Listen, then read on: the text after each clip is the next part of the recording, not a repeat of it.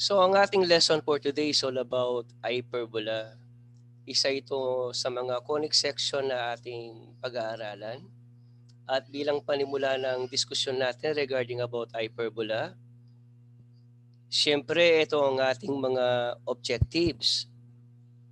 At the end of the chapter, the students would be able to, yung ating unang objective, write equations of hyperbolas in standard form.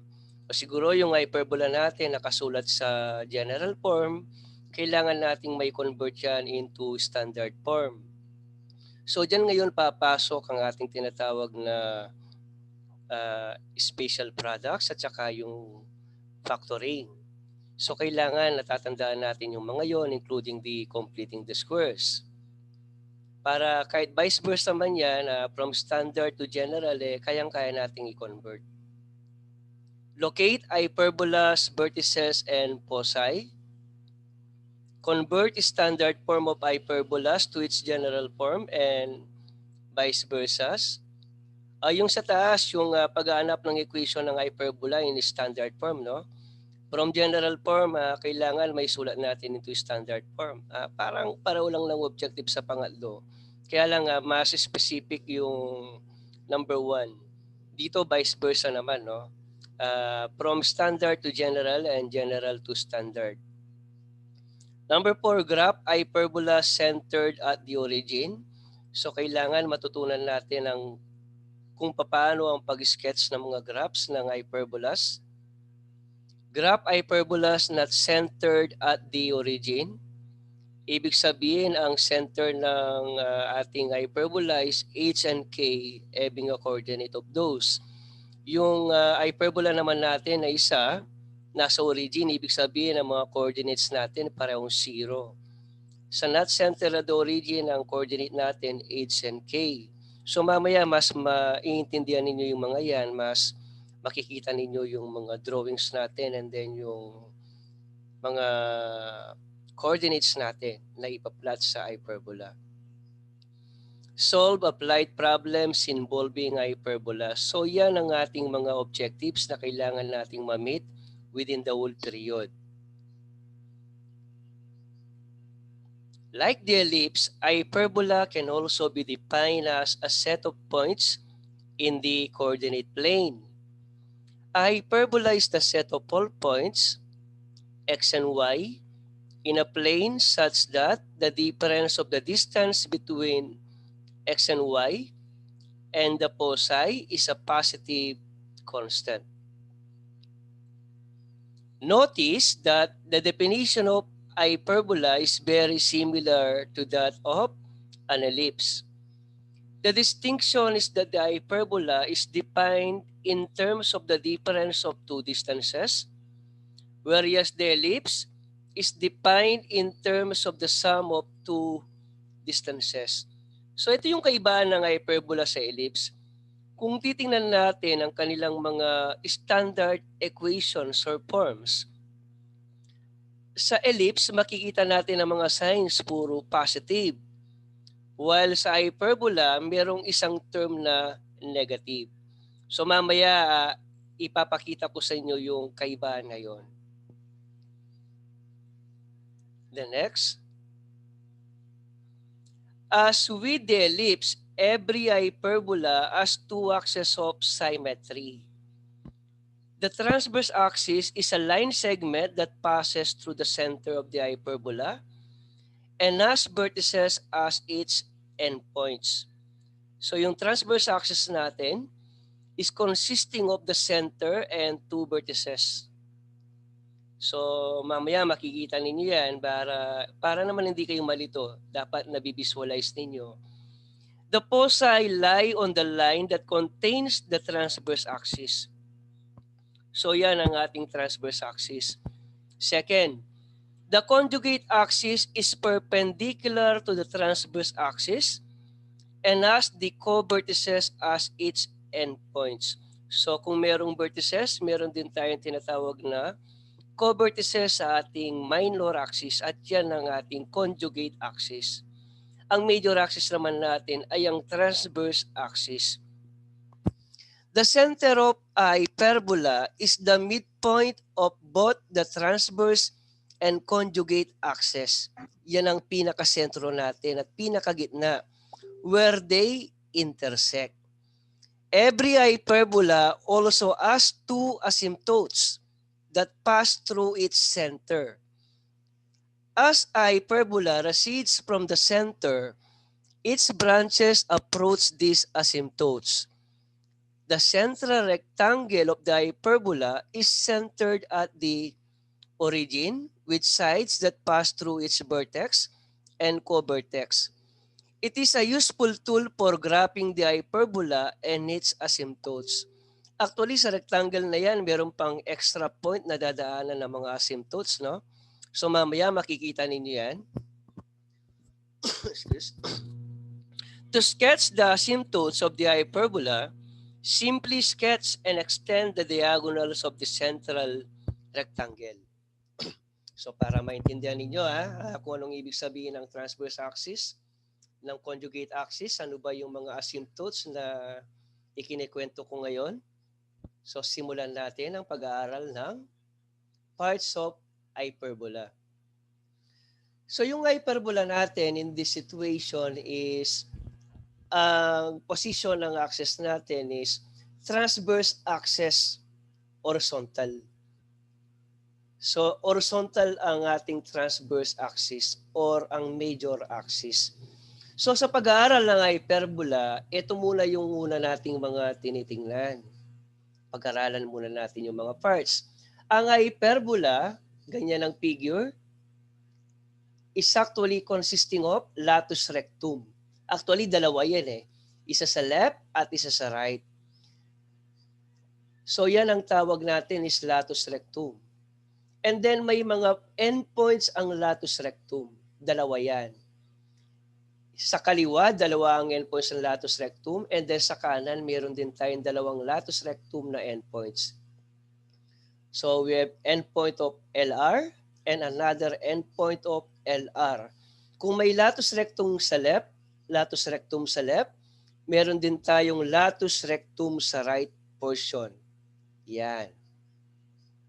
At siyempre, meron ding mga endpoints ang latus rectum natin sa right hand side ng ating figure. Yan. And not only with the latus rectum tayo dapat mag-focus, siyempre ito yung ibang mga points. Vertex ang tawag dyan sa point na yan. And then we also have another vertex sa right hand side. Laging dalawa ang vertex ng kahit na anong hyperbola na ating iguguhit.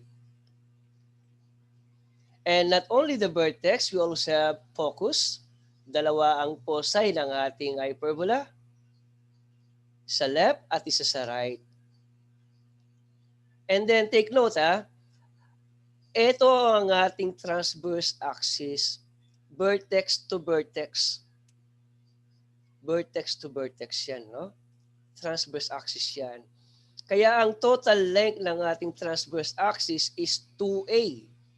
Kasi from vertex to center, we have a distance of A and another A.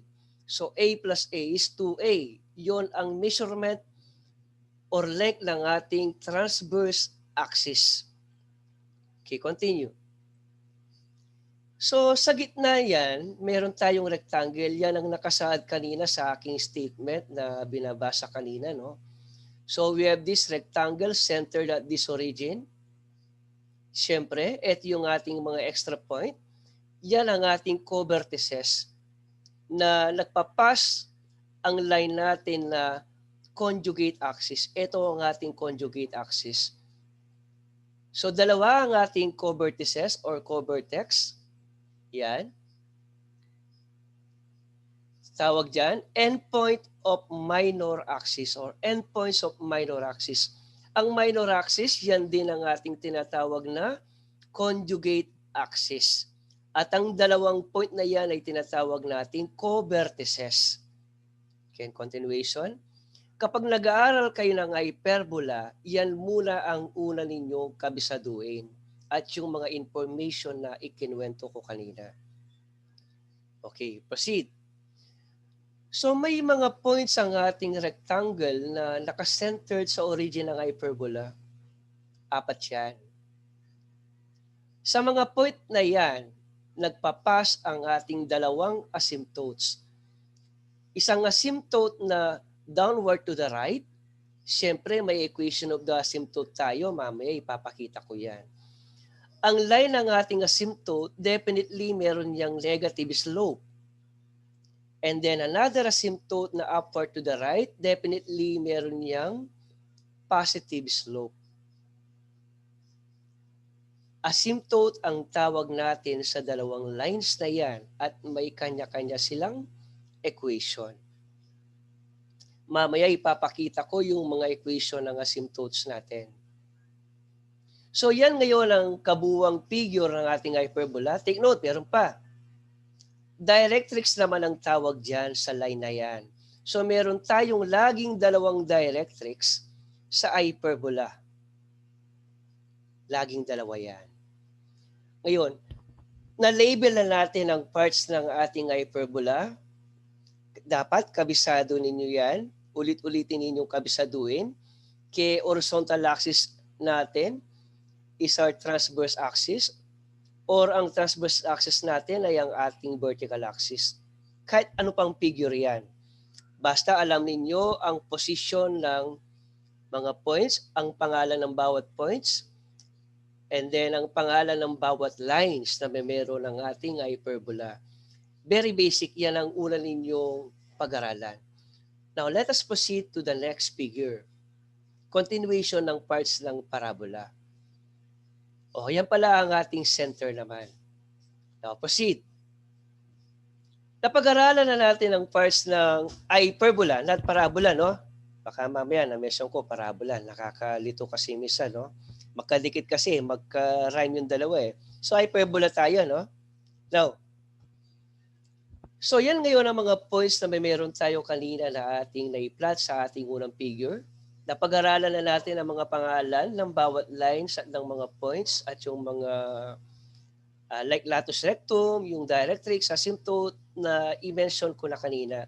Dapat kabisado ninyo yung mga points na yon at yung mga position na yon, yung mga pangalan ng bawat parts ng hyperbola. Okay, simulan natin sa point or end point ng latus rectum. I-label natin as L1. At yung endpoint naman na isa ng latus rectum sa left, L2. R1 naman ang endpoint ng latus rectum sa right, and then another endpoint as R2. Latus rectum yan. Mga endpoints. Then next. Ito naman ang ating F sub 1, ang point or label or pangalan ng ating focus sa left. And then F sub 2, another focus sa right hand side. B sub 1 as our vertex 1 and B sub 2 as our vertex 2. Dapat kabisado ninyo yan. And then for our minor axis or conjugate axis, B sub 1 and B sub 2. And then we also have yung mga points na dadaanan o magpapas ang ating asymptote na downward to the right, K sub 1. And then K sub 2 naman ang isa sa mga point na dadaanan ng ating asymptote na upward to the right. And then another point, lagyan natin pangalan na K sub 3, dadaanan din ang ating asymptote na upward to the right. And then another point na kung saan ay magpapas ang ating asymptote na downward to the right. And then finally, we have our center. So yan ngayon ang mga variable na ginamit natin for every point na may meron ng ating hyperbola. So napakarami pala. Ngayon naman, proceed tayo. I-label naman natin ang mga distances ng ating hyperbola. From one endpoint ng latus rectum na L1 hanggang sa focus, or lahat ng mga endpoint hanggang focus ng latus rectum ay may distansya na B square over A. So B square over A din yan, from focus to L sub 2. From R1 to F sub 2, may distansya o layo na B square over A. And then F sub 2 na focus hanggang R sub 2, may layo din na B square over A. Napaka-importante na kabisado ninyo yung mga distances na yan at yung label ng bawat points at ang pangalan ng bawat lines and points. Yan ang una ninyong kabisaduhin. Try nyo mag-drawing ng paulit-ulit ng hindi tinititigan ng mga yan. Makakabisado ninyo yan. So yun ang pinaka-advice ko. The next, ang layo naman ng vertex sa center is A. Yan. Center to B sub 2 is also A. Ang length ng transverse axis natin or line segment B1, B2, dyan lang, ito lang. Ang length ng transverse axis is actually 2A. Mamaya, state ko uli yan. 2A, tandaan nyo, no? Okay, next. Ang layo naman ng covertex B1 sa center is B and another B. That is why ang total length ng conjugate axis is 2B. Or line segment B1, B2. 2B ang total distance. So, ang layo ng covertex sa center is B. Again, ulitin ko, no? Next. Ang layo naman ng line of directrix sa sentro is A over E. Yung distance na yan, A over E yan. And then another A over E. Center to directrix, may distansya na A over E. I repeat. Then proceed. From focus to center, ang layo ng ating center sa focus is C. And then sa right, another C. Yan. So focus to focus, ang line segment natin ay may total distance na 2C. From F1 to F2, ang total distance natin is 2C. So, yun yung mga parts ng ating hyperbola, including the distances. Then, continuation. Figure pa rin tayo. Yan. Kanina, hindi naka-label yung mga yan eh. Ngayon, kumpleto na yung mga distances, no? Dagdagan pa natin. Yan ang ating mga equations and coordinates of the hyperbola naman. Yan ngayon ang ating aralin. Assuming, naituro ko na sa inyo ang ellipse at saka yung parabola, no? Yung paglalagay ng coordinates. Okay, ganito tayo. Simulan natin sa center ng ating hyperbola. Assuming ang center, ang coordinates ng ating center, we have H and K. So magdi-decide ako ngayon na i-move ko yung point natin sa vertex B sub 2. Ano-ano kaya ang mga coordinates ng ating B sub 2? Kung magsisimula sa center, pupunta ng right, ano yung coordinates ng ating B sub 2? Anyone? Sinong gustong makapagbigay ng coordinates ng ating B sub 2? Among you? Sino pwede? Pakisagot? Sa palagay ninyo, anong coordinates ng ating B sub 2 ng ating vertex dito? Alam na niyo yung konsepto dito eh. Kung pupunta ng right, ang madadagdagan is the abscissa. Ang coordinate naman is mare-retain. So anong coordinates ng B sub 2? A and K. Parang may kulang. Ano ba pinagmula sa sentro?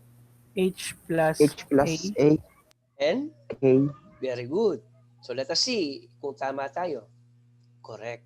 So ang coordinates ng ating B sub 2, we have H plus A and K. So dapat practicein niyo yan. Kung pupunta ako ng focus, F sub 2, ano ang ating mga coordinates? Paki-state.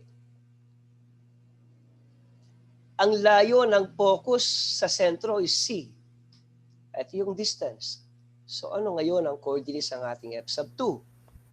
H plus C, K. H plus C and K. So very good. Tama. Now, from center to B sub 1, ano ang ating mga coordinates?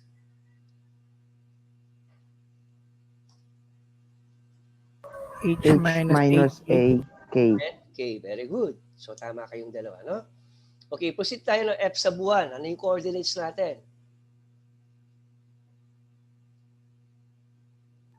H minus C. K po. Okay. Now, from center to B1, dito sa taas na yan, yung tinuturo ng arrow. From center, akit ako ng covertex na B sub 1. Ano yung coordinates natin? H, K HK plus B. plus B. Okay, tingnan nga natin kung tumama kayo. Dito muna pala sa focus, hindi pala napindot, no? Okay. Tingnan natin kung tatama kayo. Okay, correct. Very good, very good. Okay, how about B sub 2? Ano yung coordinates natin dito sa baba? Paki-state nga. H, K minus B. Okay. Very good. Now, punta tayo ng L sub 1. Endpoint ng latus rectum. What do you think are the points here? Yung coordinates natin sa L sub 1. Is our point. Ano yan?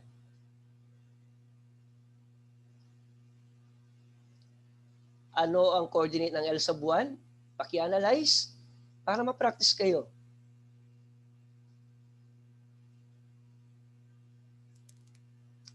Akit tayo, di ba? So, anong gagalaw? Yung K, yung ordinate. Ang H minus C, mariretain lang.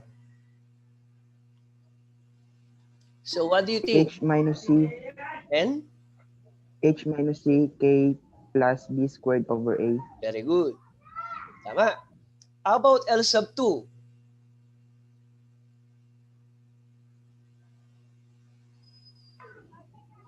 H minus C, K minus B squared over A.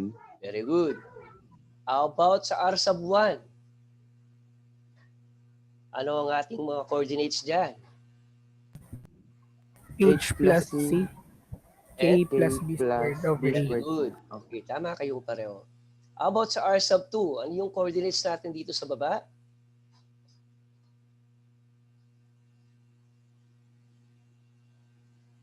What do you think?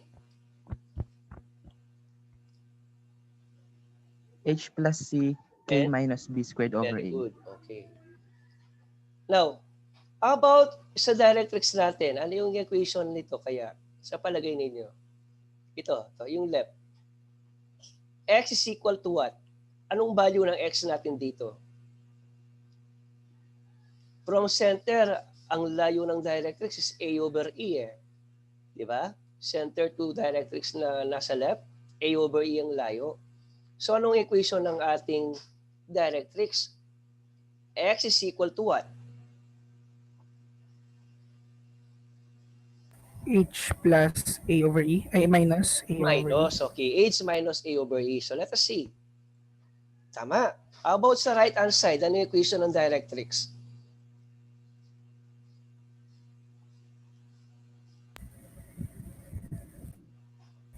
X is equals to H plus A over E. Very good. And then, may mga equation of the asymptote tayo. Yung upward to the right, ang slope niya is positive B over A. So, positive yan. Dahil upward to the right eh. Yan ang equation ng ating asymptote. Kapag transverse axis tayo, horizontal, B over A ang slope. Pero alimbawa, tatayo ko yan, no? Magiging A over B yan. Magbabaliktad ang B over A. Kaya lang, transverse axis horizontal tayo, kaya B over A. Pero kung vertical yan, A over B lagi yan. At positive yan dahil upward to the right ang asymptote natin. Sa baba naman, ito naman ngayon ang ating equation of the asymptote. Ang slope natin is negative. Nagkaiba lang ng sign. Negative B over A. Nag-gets nyo? Yan ang dalawang equation natin ng asymptotes. So alam na natin ang equation ng ating directrix na dalawa, including the asymptotes. Take note, sa palagay ninyo, ano ang coordinates ng K sub 1? Sige nga, ano ngayon ang coordinates ng K sub 1? What do you think will be the coordinates of K sub 1? Okay, sige nga. Kapag nahanap na ninyo ang B1 at saka B sub 1 na victory, no? Madali na lang ang K1 eh. Okay, ito yung taktika. Bigay ko na lang para makuha ninyo kaagad, no? Ang coordinate ng K1, ito. At saka, ayun. H minus A and K plus B. K sub 1 yan. Can you follow? Ang K sub 3 naman, ano yung mga coordinates ng K sub 3? Ito na yan. H plus A and K plus B. Ano naman ang mga coordinates ng K sub 2? Kitang-kita na. H minus A at saka K minus B.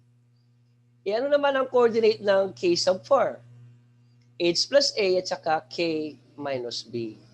Nag-guess nyo? Ito ang K sub 4 natin, ang coordinates na H plus A and K minus B. Dinagdagan ko lang. Para kumpleto talaga ang hyperbola, no? Sa ibang mga books, hindi pinapakita lahat yan. And even other teachers, sometimes hindi nila pinapakita lahat yan. So, ang coordinates natin sa K sub 3, we have H plus A. Hindi muna ako nako-compute kasi importante muna ang konsepto. H plus A and K plus B. Yan. Ito yung dalawang yan. Okay, K plus B, ano? Yan. Sa K sub 1 naman, ang coordinates natin, we have H minus A and K plus B. Para klaro na lang, no? Para makita nyo na. Dito sa K sub 2, coordinates, we have H minus A and K minus B. Yan. Yung asymptotes natin, balikan natin, no? Dahil upward to the right ang line natin, ang B over A natin, actually this is the slope.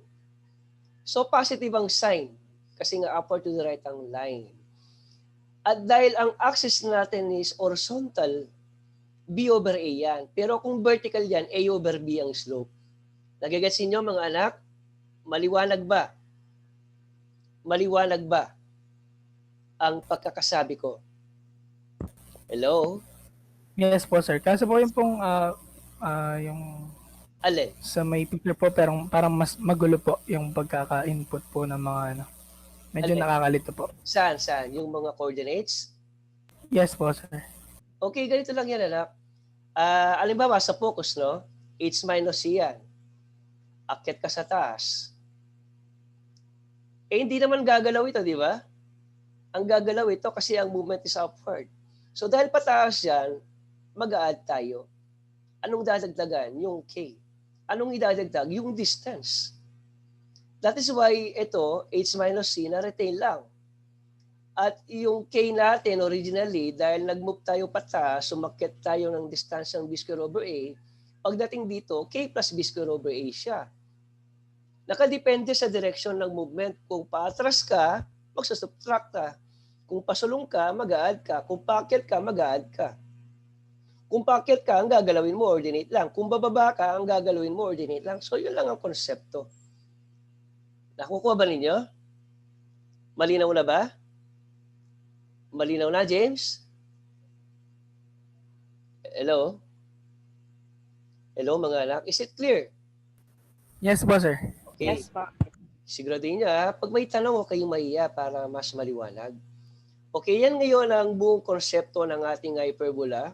Kumpleto na yung mga points, kumpleto na yung mga coordinates, yung mga equations of the lines, asymptotes, directrix, and even yung latus rectum natin, nandiyan na lahat. So wala na tayong hahanapin pa. Kabisaduhin nyo lang yung figure kay naka-transverse axis horizontal or transverse axis vertical tayo.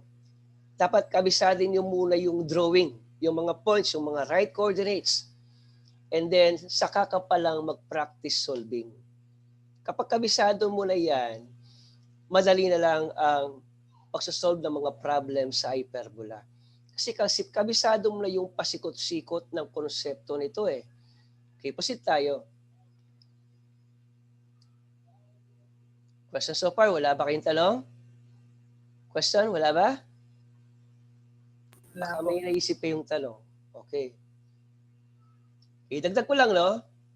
Ito ang ating transverse axis. Yan lang. Ito lang, no? Yung line lang na yan. Ito naman ang ating conjugate axis. Ang transverse axis is comprising of B1 and B2, including the center. Ang center ang midpoint. Sa transverse axis din, kahit na hindi naman ito ang total length ng transverse axis from focus to focus, ang length ng transverse axis is B1 to B2 lang. naka-align pa rin ang focus natin at na dalawa, F sub 1 and F sub 2 sa ating transverse. And then sa ating minor axis, B sub 1 and B sub 2, yan ang mga endpoints. Tawag natin dito is conjugate axis. Conjugate axis ang tawag dyan. Okay, proceed tayo. So, ito yung ibang mga statements na kailangan pa ninyo ma-encounter, no? Standard forms of the equation of parabola, hyperbola. No, mababalatong ko kala ko parabola tayo, hyperbola tayo, no? Standard forms of the equation of hyperbola with center h and k. Yan. The standard form of the equation of hyperbola with center h and k and transverse axis on the x-axis is the following. Yan. So kapag ang hyperbola natin, ang transverse axis natin is horizontal, no? Yan ang ating equation. Take note. Paano mo malalaman sa given equation o standard form ng ating hyperbola kung ano ang transverse axis? At alin ba ang conjugate axis? Wait lang anak, no? In this situation, no, huwag kayong malilito dito. Halimbawa, nakita nyo, namimili kayo ng A. Ang A ba ang mas mataas ng numero? Actually, hindi yun eh. Malalaman mo ang conjugate sa ganitong paraan. Kung ano yung negative, kung ano yung term na may negative, yun ang conjugate. Kung ano yung term na may positive, yun ang transverse. Ito ang ating conjugate axis. Ito naman ang ating transverse axis. It doesn't matter kung alin yung mas mataas ang denominator. Malinaw Malinaw? Kung nasaan ang negative, yun ang conjugate. Kung alin ang positive, yun ang transverse. In this case, transverse axis horizontal tayo. Kaya itong pagkakasabi, transverse axis on the x-axis. Ibig sabihin, horizontal. At ito yung mga details kapag transverse axis horizontal. Take note of this. Ang sentro ng ating hyperbola in this figure, in this sketch, is h and k. Yan, where the length of the transverse axis is 2a. Papakita ko later. The coordinates of the vertices are h plus or minus a and k. The length of the conjugate axis is 2b. The coordinates of the co-vertices are h and k plus or minus b. Dalawa kasi yan. And then the distance between foci is 2c na may formula na c square is equal to a square plus b square. And the coordinates of the foci are h plus or minus c and k.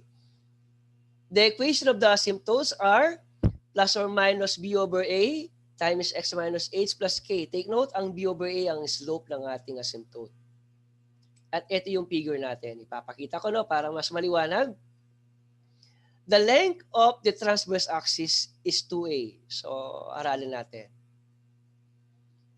Ang length daw ng transverse axis is 2a. So, nasan ba yung may distance na a? Ito ang center natin, no? Ito ang B1. Ito ang B2.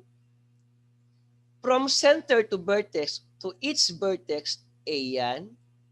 At may A yan. A plus A, 2A. Yan ang length ng ating transverse axis. Kasi ito ang ating transverse axis. Yan. The coordinates of the vertices are H plus A or H plus minus A and K. Kasi nga, ito kung ang center natin dito is H and K. H and K yan. So alam na natin kung ano yung B1 and B2 natin. At ito yung dalawang yan. Ito. Ang B1 natin, H plus A and K. Ang B sub 2 natin, baliktad. Ang B sub 1 natin is H minus A and K.